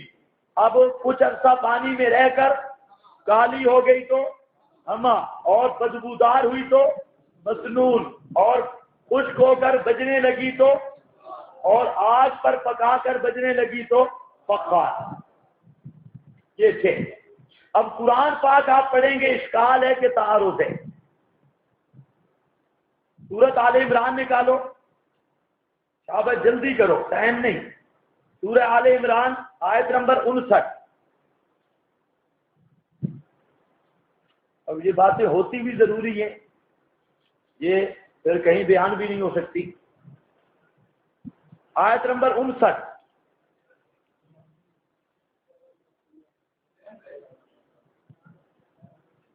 ہاں بھائی پڑھ. خلقہ من، آدم کو کس سے پیدا کیا؟ مٹی سے. من تراب، یہاں پر کیا آیا؟ خلقت آدم کی کس سے؟ مٹی سے. ٹھیک ہے. من تراب. اور سورت سجدہ نکالیں، آیت نمبر 7.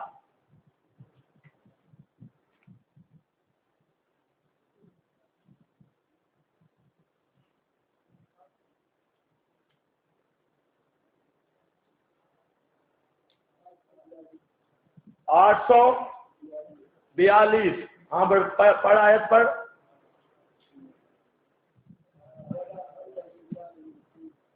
من 3 آ گیا. آل عمران میں تھا کہ انسان کو ہم نے تراب سے پیدا کیا، یہاں پر آ گیا 3 سے پیدا کیا. اور سورہ 7 آیت نمبر 71، آیت نمبر 71، سورہ 7 اور آیت نمبر 71.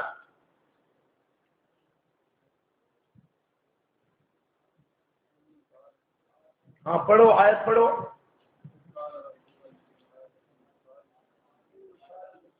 انی خالقکم بشرا من طین.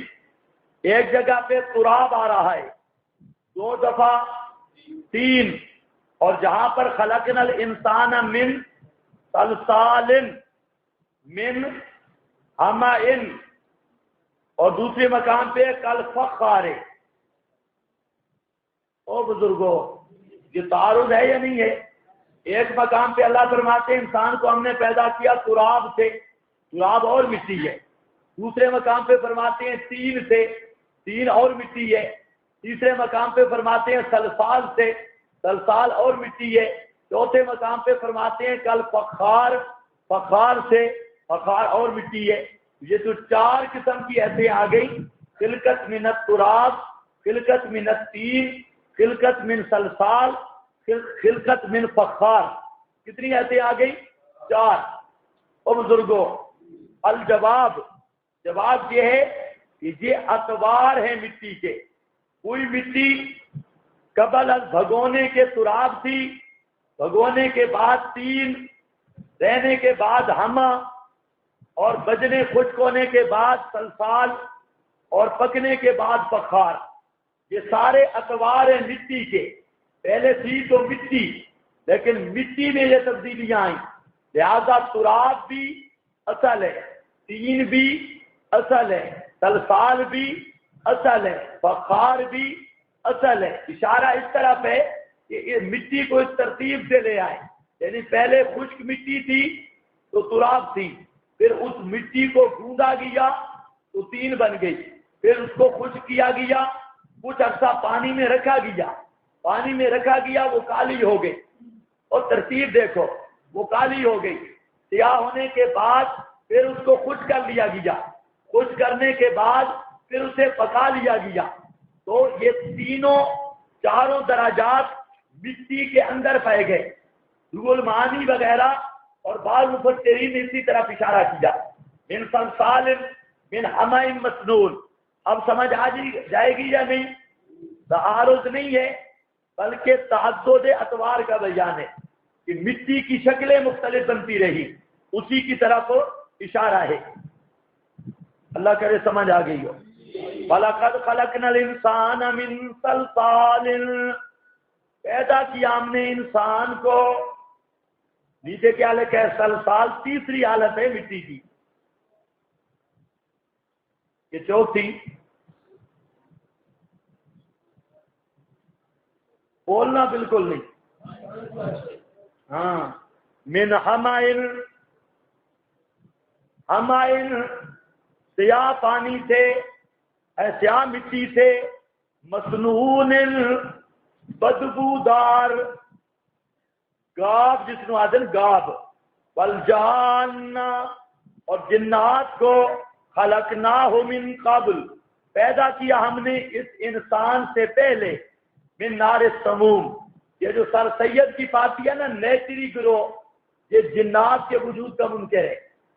سر سید کہتے ہیں جنات کوئی نہیں، اسی طرح دوسرے بھی کہتے ہیں جنات کوئی نہیں. پھر اس پر سوال ہے کہ جنات نہیں تو قرآن میں تو ہے استمع نفر من الجن، جنوں کی ایک جماعت نے سنا، وہ کہتے ہیں اس سے مراد دیہاتی آدمی، جنات سے مراد پینڈو ہیں جنگلوں والے۔ یہ اب یہ نسکتی بتلا رہی ہے کہ سر سید بھی کافر ہے، تو سمجھ آئیے بات کیسے۔ اور کفریات کے ساتھ ایک جنوں کی تخلیق کا انکار ہے، جنوں کی تخلیق کا۔ یہاں قرآن نے کیا کہا؟ خلقنا الانسان من صلصال من حمأ مسنون والجان خلقناہ من قبل من نار السموم۔ معلوم ہوتا ہے یہ دیہاتی ہیں جن، اس کا مطلب ہوتا ہے دیہاتی آدم سے بھی پہلے پیدا ہوئے، خیموں والے۔ یہ نسکتی ہے کہ جن مستقل مخلوق ہے، اور سر سید اور مرزئی یہ سارے بے ایمان ہیں، اس نسکتی کے منکر ہیں۔ ہاں بھائی یہ اس کے منکر ہیں۔ اب بات سمجھو، والجان خلقنا ہو، اور جان کی بھی اصل اول مراد ہے، یعنی حضرت ابلیس۔ خلقنا ہو پیدا کیا ہم نے حضرت اقدس کو، من قبل من نار سموم، اس سے پہلے نار سموم سے۔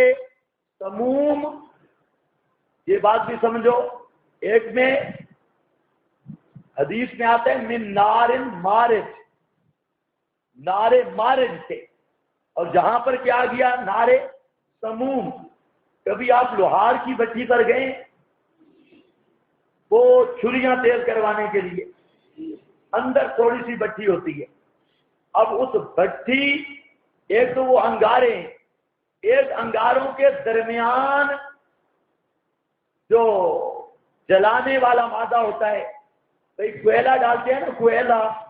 اب جو صوفی نہیں گئے انہیں تو سمجھ نہیں آئے گی، جو لوہار کی بھٹی پہ جائے نا، سمجھانا آسان ہے، وہاں پر وہ انگارے ڈالتے ہیں کوئلہ۔ اب کوئلہ ادھر بھی پڑا ہے، ادھر درمیان کے اندر جو ہے وہ جس میں دراتیاں چھریاں درمیان میں ڈالتے ہیں، تو وہاں جو مادہ آگ والا زہر ہوتا ہے بڑی تیز، وہاں وہ ہوا ہوتی ہے بہت تیز، سموم اس کو کہتے ہیں۔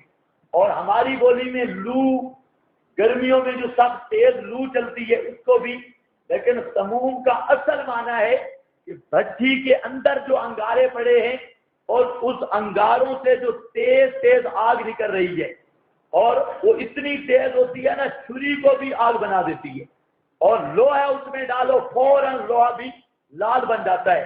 تو اللہ نے جنات کو پیدا کیا کس سے؟ نار، آگ سے نہیں، آگ کی اس سوزش سے، آگ کی اس خاص سوزش سے جو آگ سے اندر سے نکلتی ہے، وہ تیز دھواں، لیکن دھواں کالا ہوتا ہے، وہ کالا نہیں ہوتا، آگ رنگا دھواں۔ پتہ نہیں آپ سمجھ گئے یا نہیں سمجھ گئے؟ سموم اسی کو کہتے ہیں، سمجھ آ گیا یا نہیں؟ ہاں وہ انتہائی تیز ہوتی ہے، تو جنوں کو اللہ نے اس سے پیدا کیا۔ ہاں بھائی انی خالق، اچھا من نار السموم وَإِذْ قَالَ رَبُّكَ لِلْمَلَائِكَةِ، اور جب کہا تیرے رب نے، فرشتوں کا بیان نہیں کیا، فرشتے کس سے پیدا کیے؟ مسلم کی حدیث میں خُلِقَتِ الْمَلَائِكَةُ مِن نور، اللہ نے فرشتوں کو پیدا کیا کس سے؟ نور سے۔ ان کا مادہ خلقت نوری ہے، اس میں ان میں ظلمت نہیں، عصمت ہی عصمت ہے، اور جان میں شرارت ہے۔ جن ہو، جن جتنا ولی اللہ ہو تب بھی شرارتی ہوتا ہے، جن ہو شرارت نہ کرے سوال ہی نہیں پیدا ہوتا۔ اور یہ جو انسان ہے یہ مٹی اربع عناصر سے، اس میں سارے جذبات ہیں، کوئی کا صوفی ہیں، کوئی تیز ہیں، کوئی درمیانے ہیں، یہ زبردست معتدل زمین ہے۔ ہاں بھائی تین مخلوق کی عقل والی ہے، تینوں کا یہاں ذکر کیا، باقی عقل والی مخلوق کوئی نہیں۔ آگے وَإِذْ قَالَ رَبُّكَ لِلْمَلَائِكَةِ، جب کہا تیرے رب نے فرشتوں کو، انی خالق بشرا من طین من صلصال، کہ میں پیدا کرنے والا ہوں نور کو۔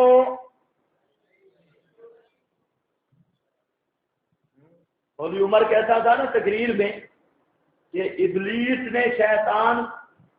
شیطان نے آدم کو بشر کہا، اللہ نے جنت سے نکال دیا۔ ابلیس نے آدم کو بشر کہا، اللہ نے جنت سے نکال دیا، تو جو بار کے اندر کھڑ کے نبی کو بشر کہتے ہیں، یہ جنت میں کیسے جائیں گے؟ جنت کے اندر بشر کا اللہ نے نکال دیا۔ اور وہابی غلام اللہ خان یہ باہر کھڑے ہو کے کہتے ہیں نبی بشر، یہ کیسے جنت میں جائے گا؟ ایک دور تھا بریلویوں کے ساتھ مسئلہ بشر کا، بشریت کا چلتا، جیسے آج اہل بدعت کے ساتھ مسئلہ حیات کا چلا ہے۔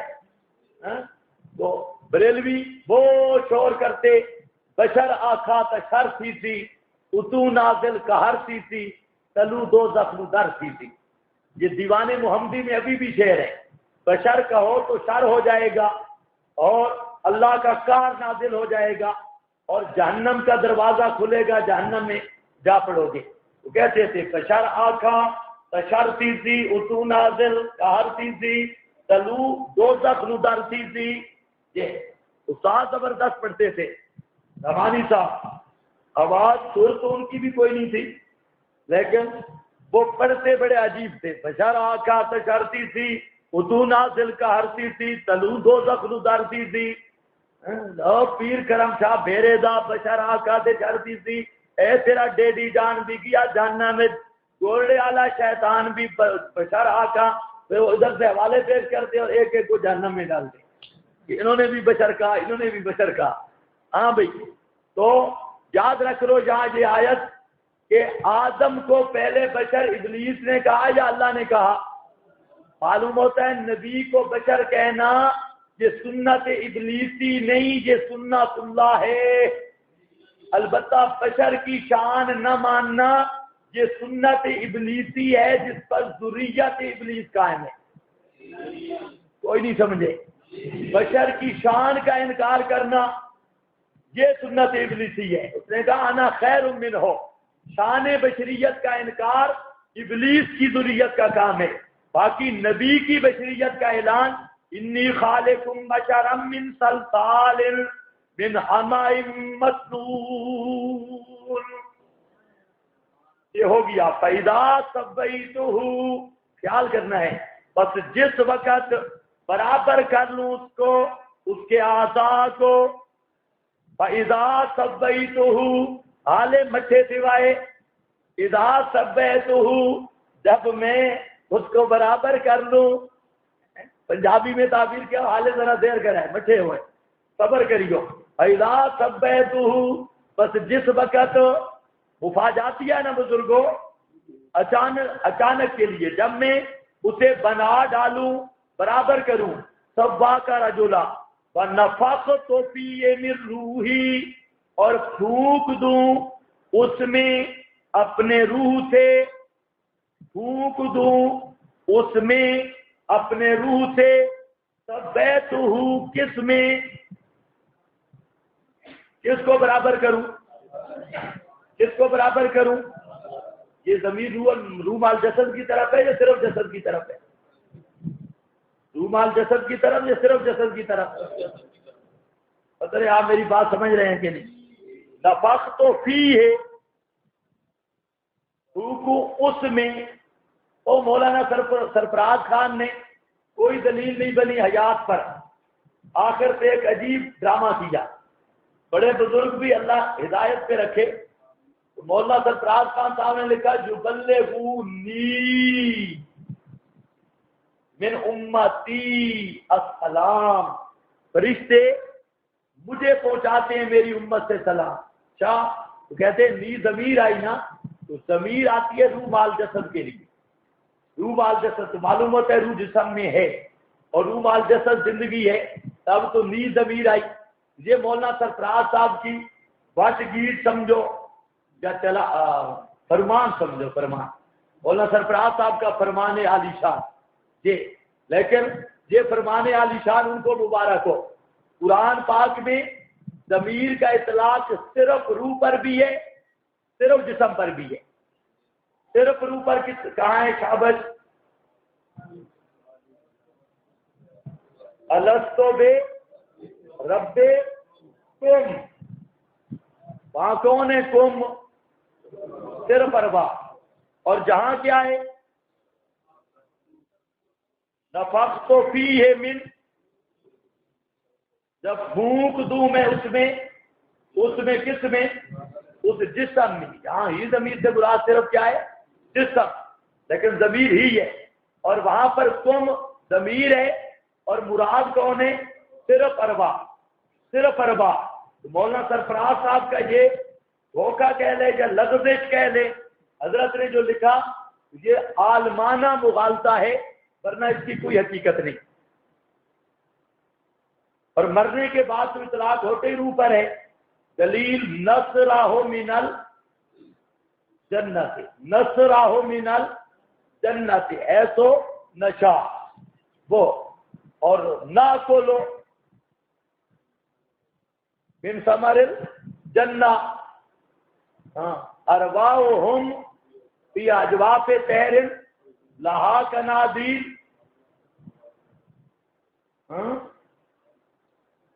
ترد ارواحنا فی اجساد نا نقطہ لا. دیکھتے رہو سارے. چلو بارہ، اب ذرا خیال کرنا ہے، بڑے مزے کی بات ہے.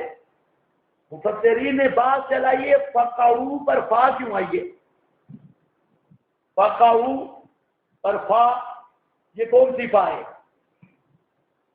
تمام مفسرین متفق ہیں یہ تعقیب مع البصل والی فا ہے. تعقیب مع البصل. بات یہ ہے کہ جب میں برابر کر لوں نفخت فیہ من روحی اور اس میں اپنا روح پھونک لوں تو فوراً گر پڑنا. روح پھونکنے سے پہلے بھی نہیں گرنا اور دیر بھی نہیں کرنی. فا دو معنی بتا رہی ہے. جب تک روح نہ پھونکوں سجدہ بھی نہیں کرنا اور روح پھونکنے کے بعد دیر بھی نہیں کرنی. روح پھونکنے سے پہلے کیا سمجھ رہے ہو؟ یہ دو معنی کس سے آئے؟ فا تعقیب مال بسل. روح پھونکنے سے پہلے سجدہ نہیں کرنا اور بعد میں دیر نہیں کرنی. مفسرین نے بات چلا دی. کیوں؟ جہاں فا تعقیب مال بسل کیوں لائی؟ فرماتے ہیں اس لیے کہ سجدہ کرنا یہ تھا تعظیم آدم، وہ غور ہے نہیں ہے. اور اگر آدم میں روح نہ پڑتی تو آدم کو پتہ ہی نہ چلتا. آدم میں روح نہ پڑتی تو آدم کو سجدے کا پتہ، اندر روح نہ آتی تو سجدے کا پتہ نہ چلتا، سجدے کا پتہ نہ چلتا تو تعظیم نہ ہوتی. اللہ نے مسئلہ سمجھا دیا. نبی کے وجود میں بھی روح نہ ہو تو سامنے کی چیز کا بھی پتہ چلتا نہیں. کیا سمجھے ہو؟ پیغمبر کا وجود ہو، ابتدان روح نہ ہو تب بھی نہیں دیکھتا سنتا، ادراک نہیں. انتہاء روح نہ ہو تب بھی ادراک نہیں. اس لیے فرمایا فیوم سے کلتی قضا علیہ، ادراک کی نفی کر دی. روح جب نہیں تو ادراک نہیں. قبل از احیاء یا بعد از احیاء. ادراک تب ہوگا کہ روح جسم میں ہوگی، تو تعظیم تب ہو سکتی ہے کہ روح جسم میں ہو. بات پیغمبر کی نفخت فیہ من روحی، یہ روح ہی کی جو اضافت ہے ناقۃ اللہ کی طرح ہے.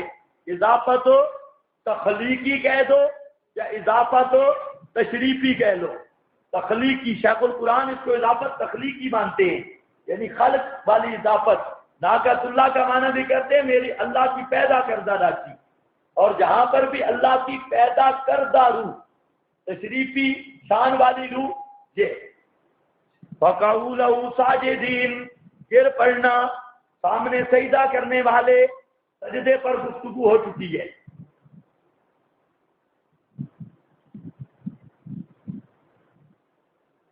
اچھا بھائی دیکھو، فضول پرچیاں لکھنے کی ضرورت نہیں. فَقَعُوا لَهُ سَاجِدِينَ فَسَجَدَ الْمَلَائِكَةُ كُلُّهُمْ أَجْمَعُونَ. اس سے تو پتہ چلتا ہے کہ انشاءاللہ پٹھان پنجابی لوگوں سے پہلے مر جائیں. بے وقوف. آپ نے کہا سر سید جناب کے منکر ہے، ان کی کتاب کا حوالہ لکھواؤ. یہ بار بار بتا چکا ہوں بزرگوں، یہ لغات القرآن اور خطبات سر سید کے مستقل خطبات ہیں. ہاں بھائی کچھ یار ہم پہ بھی اعتماد کر دیا کرو، ہر بات کا حوالے پوچھ رہے ہیں لوگ، عقیدہ منواتے ہیں صرف بزرگی پر، آپ اتنا بھی نہیں مانتے بھائی حوالہ، ہر بات پہ حوالہ لکھواؤ گے، اس کا مطلب ہے ہماری کوئی بات معتبر ہی نہیں۔ کمال ہے، آپ نے اگر زیادہ پڑھ گئے، لوگ ساری زندگی رکھتے ہیں، اچھا میں نہیں سمجھا پھر میں کو غلط ہوں اسی پر، اور آپ چھوٹی چیز ہو بھی تو حوالہ لکھواؤ۔ اچھا چلو آپ کی مرضی، حوالہ میں نے دے دیا۔ قال یا ابلیس فسجد الملائکۃ کلھم اجمعون، ساروں نے سجدہ کیا، کٹھے گر پڑے، سجدے کی باتیں ہو چکی ہیں، الا ابلیس، مگر ابلیس، ابلیس مشتق ہے ابلاس سے، مشتق من الابلاس، اور ابلاس کہتے ہیں وَهُوَ حُزْنُ النَّاشِي عَنْ شِدَّةِ الْيَأْسِ، ابلاس کہتے ہیں ایسا غم جو شدت مایوسی سے لاحق ہو، آدمی ایک چیز سے بالکل مایوس ہو جائے، شدت مایوسی سے جو غم پیدا ہوتا ہے اس غم کا نام کیا ہے؟ ابلاس۔ اور یبلسون، مبلسون، مجرم سارے شدت غم کی وجہ سے مبلسون، اسی سے ہے ابلیس۔ اور یہ ابلیس، حضرت ابلیس غیر منصرف ہے، اگر کوئی پوچھے غیر منصرف کیا ہے کہو ابلیس، اس میں علامیت بھی ہے، عجمہ بھی ہے، دونوں چیزیں ہیں۔ تو بہرحال ابلاس سے، ابلاس کا معنی آس توڑنے والا، تو ابلیس نام نہیں، نام اس کا ہے عزازیل، عزازیل بے معنی عزیز اللہ، شیطان کا نام کیا ہے؟ عزازیل، اس معنی میں عزیز اللہ، نام تو پشتو والا ہے، عزیز اللہ یہ اس کا اصل نام، اور دوسرا نام پنجابیوں والا حارث، یہ نام بھی ہے، دو نام ہے، حارث بھی عزیز اللہ بھی یہ۔ اور ابلیس اس کا وصف ہے، ابلیس کسی شخص واحد کا نام نہیں، ہر وہ آدمی جو اللہ کی رحمت سے مایوس ہے وہ ابلیس ہے، اللہ کی رحمت سے مایوس ہے وہ بولو صحیح، جو قبر پہ گیا ہے خدا سے مایوس ہو کر گیا ہے یا امید رکھ کے گیا ہے؟ قبر والے سے جو مانگتا ہے یہ بھی کیا ہے؟ ابلیس، کیونکہ اس میں بھی ابلاس، اور جو قاضی تبوت سے بیٹا مانگتا ہے اس میں بھی کیا ہے؟ ابلاس، اللہ سے مایوس ہے۔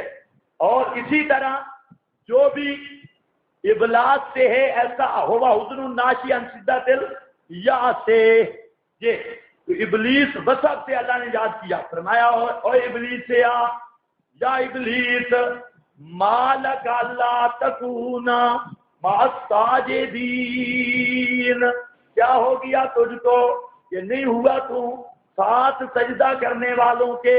قال لم اکن لاسجد لبشر، کہتے ہیں نہیں ہوں میں سجدہ کرنے والا لیکن سجدہ کروں کسی بشر کو۔ شیطان نے اب بشر کہا اور بشر کی شان کا انکار کیا، خلقتہ من صلصال من حمأ مسنون قال فاخرج منها فإنك رجیم۔ اصل مراد کیا تھی ابلیس کی؟ انا خیر منہ، اور دوسرے مقام پہ ہے نا خلقتنی من نار و خلقتہ من طین، میرا مادہ بہتر اس لیے میں بہتر۔ میں یہ پوری گفتگو کر چکا ہوں کہ یہ بھی شیطان کی جہالت تھی کہ مادہ پر قیاس کیا ہے فرا کو، میرا مادہ آگ ہے اور اس کا مٹی، پہلا تجھے کہا کہ آگ افضل ہے مٹی سے، یہ بھی شیطان کی جہالت ہے۔ میں نے آپ کو بتایا کہ مٹی افضل ہے کس سے؟ آگ سے، مٹی افضل ہے کس سے؟ یہ کہنا کہ آگ افضل ہے مٹی سے، یہ پہلی جہالت ہے شیطان کی۔ اور دوسری جہالت اس ملعون کی یہ ہے کہ اس نے فرا کو یہ مادے پر، مادے کو دیکھ کر فیصلہ کر لیا کہ مادہ جو میرا اچھا لہذا فرا بھی اچھی ہے، حالانکہ یہ بھی اس کا منطقی بے ایمانی تھی، اس طرح کوئی چیز نہیں تھی۔ اور تیسرا اس میں تکبر کی وجہ سے یہ ساری شیطانی ہوئی. فخرج منہا نکل جا اس سے. ضمیر کے مرجے میں 3 اقوال ہیں. من سمائی 1، من الجنت 2، من رحمتی 3. آسمان سے نکل جا کیونکہ اس کا مستقر آسمان سے. نمبر 2 جنت سے نکل جا، کیا پتہ یہ مکالمہ جنت میں ہو. اور رحمت سے نکل جا، رحمتی اب لانتی ہو گیا. فإنک رجیم، اس حرکت کی وجہ سے تو رجیم ہے. علت مرجوم دھتکارا ہوا، راندہ درگاہ. اور بے شک علیک اللعنتا، اللہ ذکر کیا اور اللہ آتا استعلاء کے لیے. فرمایا تو ایسا گدھا ہوگا جس پر پوری میری لعنت لدی ہوگی. سمجھے بھی ہو کہ نہیں؟ انا علیہ کا اللہ کس کے لیے آتا ہے؟ استعلاء کے لیے، غلبہ کے لیے. بتانا یہ ہے کہ تجھ پر میری لعنت سوار ہوگی. اتنا لعنتی ہوگا کہ لعنت تجھ پر غالب اور سوار ہوگی، یعنی کامل لعنت تجھ پہ پڑے گی. الی یوم الدین، قیامت تک. اس کے یہ مطلب نہیں کہ قیامت کے بعد لعنت اڑ جائے گی. مراد تعبید ہے. میں نے آپ کو بتایا کہ صوفی صاحب خواب دیکھ رہے ہیں. کان میں چھوڑ دو. ہاں بھائی، الی یوم الدین. ساتھ بھی صوفی بیٹھا ہے جو ڈرتا ہے. اب کوئی اچھا سا آدمی بیٹھے نا، دونوں کو لگا، صوفی کو بھی اس کو بھی. ہاں بھائی. قال رب، عرض کی میرے پروردگار، فانذرنی الی یوم یبعثون، مجھے مہلت دے دے. الی یوم یبعثون، زندہ کیے جانے کے دن تک. الی یوم یبعثون. بعض بزرگوں کا خیال ہے کہ شیطان جہاں پر بھی شیطانی کرنا چاہتا تھا اور زندہ ہونے کے دن تک کہا کہ بعد میں موت نہیں آئے گی تو موت سے بچ جاؤں گا. میرا خیال تو ایسی بات ہے، کوئی یہ بات لگتی نہیں. شیطان موت سے بچ بھی گیا تو جہنم سے بچ جاتا. موت سے بچنے کیا، موت کے بعد بھی جوتے اور پہلے بھی جوتے، موت سے کیوں بچنا چاہتا تھا. ایک دوسری بات یہ ہے کہ اگلا جملہ پڑھو تو پھر پتہ چلے. اللہ نے فرمایا فإنک من المنذرین، یہ نہیں فرمایا تیری دعا قبول کر لی. فاستجبنا، اجابت دعا کا کوئی لفظ ہے؟ پتہ نہیں آپ بولتے کیوں نہیں ہے. اجابت دعا کا کوئی لفظ ہے؟ شیطان نے کیا کہا؟ انذرنی. فرمایا فإنک من المنذرین، تو مہلت دیے گئوں سے ہے. یہاں پر فرمایا تیری دعا قبول ہوئی. تو بعض علماء نے زبردست معنی کیا. فإنک من المنذرین میں اجابت دعا نہیں بلکہ انک من المنذرین میں خبر ہے، اخبار عن التقدیر ہے. اللہ فرماتے ہیں میری تقدیر میں تو پہلے بھی ڈھیل دیا میں سے لکھا ہوا ہے، مانگ یا نہ مانگ. تیرے مانگنے کی وجہ سے مہلت نہیں ملی بلکہ میری تقدیر میں تو پہلے لکھا ہوا ہے من المنذرین، ڈھیل دیے گئوں سے. تو منذرین میں سے ہے. یہ خبر دینا مقصود ہے، نہ کہ انشاء ہے اور اجابت دعا ہے. پتہ نہیں آپ میری بات سمجھے کہ نہیں؟ کیا مطلب ہے کہ جہاں اجابت کے معنی میں نہیں انک من المنذرین کہ اب میں نے قبول کر لی، نہیں، یہ اخبار ہے، اخبار عن التقدیر. مطلب کیا ہے؟ میری تقدیر کے فیصلوں میں پہلے ہی سے تیرے بارے میں فیصلہ ہو چکا ہے کہ تو وقت معلوم تک ڈھیل دیو گئوں سے ہے، اس لیے اب بک بک کرنے کی ضرورت نہیں. ایک معنی یہ ہے. دوسرا معنی وہ ہے جو معروف ہے، آپ پڑھتے رہتے ہیں. قال رب، بس جب معلوم کر لیا نا بھئی فی الحال تو جان چھوٹ گئی، اب لتڑیاں مارنا شروع کی. قال رب، عرض کیا ہے میرے پروردگار، بما اغویتنی. یہاں با کے دو معنی ہیں. یہ بات قسمیہ بھی بن سکتی ہے اور بات سببیہ بھی بن سکتی ہے. ذرا معنی غور سے کرو اور اب مہربانی کرو بول پڑو. ہاں کیونکہ